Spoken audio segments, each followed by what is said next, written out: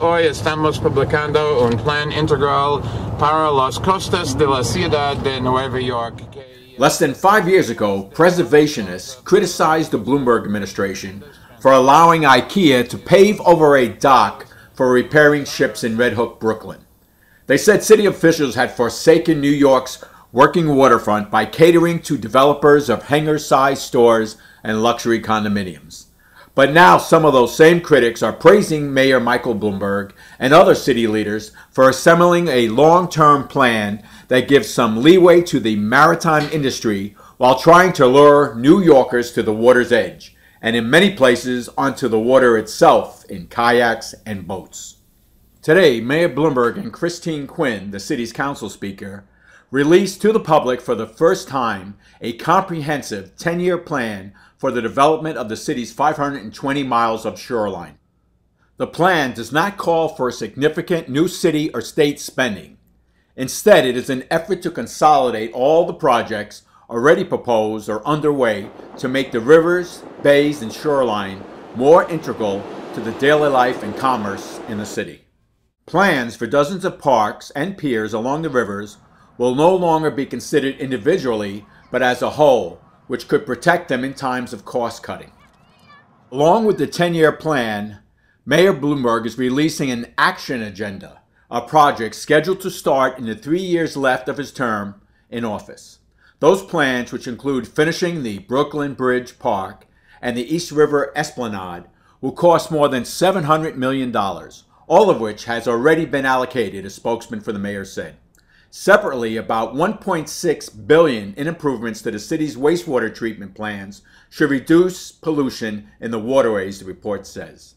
Here are some clips. New York's waterways and waterfront are integral to the city's identity. And over the next few years, this plan will help make the water part of New Yorkers' everyday lives. We are joined by Congressman Jerry Nadler. He is the ranking Northeast member of the House Transportation and Infrastructure Committee. He's one of those guys we call to say, send us some money. I want to emphasize today is that this blueprint reaffirms the city's commitment to preserving, protecting, and investing in our precious maritime and industrial infrastructure, and builds upon the mayor's support of the development of a major container shipping port in Sunset Park. Next, we're going to hear from the chairman of the City Council's Waterfront Committee, Council Member Michael Nelson. Michael? Thank you. I mean, for years, we had these jewels all around that were really tarnished. All through my years growing up, I would always think, how could this happen? How could this beautiful waterway be left with rats and tires and so on? That was from a little kid's point of view. As I got older, I realized that there are a lot of problems to clean it up. But thanks to the aforementioned individuals, we will have these diamonds that are going to be coming to fruition. And finally, Roland Lewis, yay! President and CEO of the Metropolitan Waterfronts of Alliance. Good morning. Well, with that applause, I might announce my candidacy for the president of the 6th borough, president of the 6th borough that exists. I wanted to tell you all that I do love this plan. It's a good plan. I love the fact that it calls for more access from the water to the land, from the land to the water. It calls for cleaner water. It calls for losing our water as a blue highway to move people around. But I mostly love that it's balanced. It's a balanced plan. It recognizes that a working harbor is good for the environment by getting trucks off the road, and that clean water and access is good for the economy because it gets people on the water and near the water, raising ratables and getting sailboats and kayaks, all sorts of things on the water. So that balance is a beautiful thing. Plans are great. I had a plan to be an astronaut when I was 5 years old. How'd that work out? I'm still on Earth.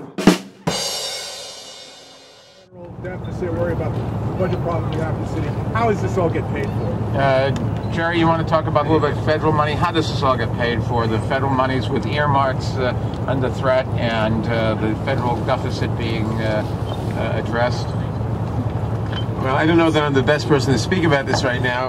I don't know how the whole plan is getting paid for. It's over a long period of time. The federal government, I just came from an infrastructure conference in New York. The federal government is going to have to step up and have a lot more funding for infrastructure of all kinds.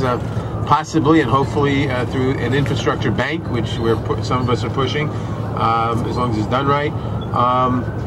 I think that this talks about some of the funding mechanisms, but there's no way the federal government can escape its responsibility across the country.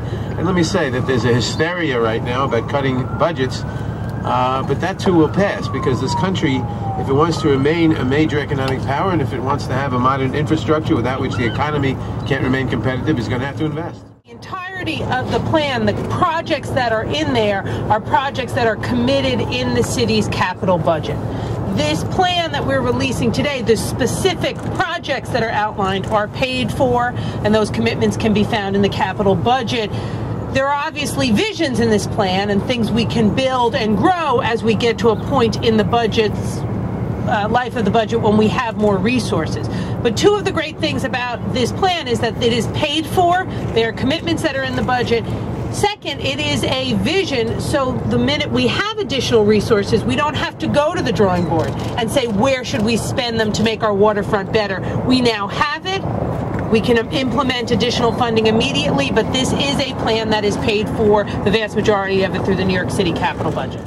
On our bridges, you can see the Brooklyn Bridge, with some federal money that Joe Biden came here to announce, is the last major bridge that needed work, and we're working on it right now. I've been watching men go up and down those cables while we had this press conference. They're working there. So we're doing what we have to do to make sure that we continue to work. Also, when we set capital projects, we have to make choices. We can't do everything. And unfortunately, government for too long has been saying all of the above, and the public has revolted from that. And they don't want that anymore. And now maybe Jerry's right, we're going too far in the other direction. But if we don't make investments for the future, we're not going to have a future. This report was brought to you by the Brooklyn Heights blog and your news reporter on the scene, Carl Junkersfeld.